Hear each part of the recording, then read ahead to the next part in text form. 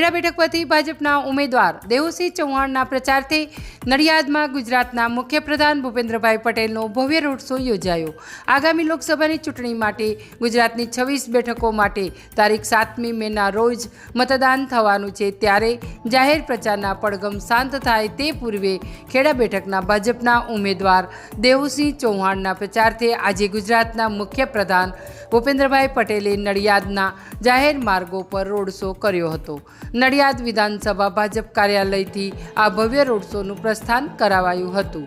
Road શોનું પ્રસ્થાન થયું ત્યારે ખેડા બેઠકના ભાજપના ઉમેદવાર દેવુસિંહ ચૌહાણ, નડિયાદના ધારાસભ્ય પંકજભાઈ દેસાઈ, ખેડા જિલ્લા ભાજપ પ્રમુખ અજયભાઈ બ્રહ્મભટ્ટ, અન્ય હોદ્દેદારો, કાર્યકરો મોટી સંખ્યામાં ઉપસ્થિત રહ્યા હતા। ભાજપ યુવા મોરચાના કાર્યકરો બાઇક સાથે રોડ શોમાં જોડાયા હતા। મુખ્યપ્રધાન ભૂપેન્દ્રભાઈ પટેલનું માર્ગમાં ઉમળકાભેર સ્વાગત સન્માન કરાયું હતું।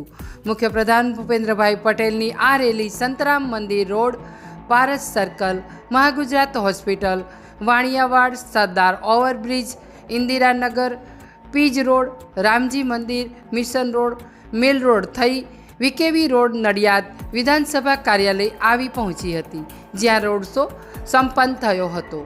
આ ઉપરાંત ખેડા સંસદીય બેઠકના ભાજપના ઉમેદવાર દેવુસિંહ ચૌહાણે પણ નડિયાદ વિધાનસભા વિસ્તારના ગ્રામ્ય વિસ્તારના મતદારોને મળવા ભવ્ય રેલી યોજી હતી, જે રેલી નડિયાદથી પીપલક થઈ 13 ગામડા અને કંજરી નગરપાલિકા વિસ્તારમાં ફરી હતી અને ભાજપના ઉમેદવાર દેવુસિંહ ચૌહાણને જંગી બહુમતીથી જીતાડવા ભાજપ તરફી મતદાન કરવા અપીલ કરાઈ હતી।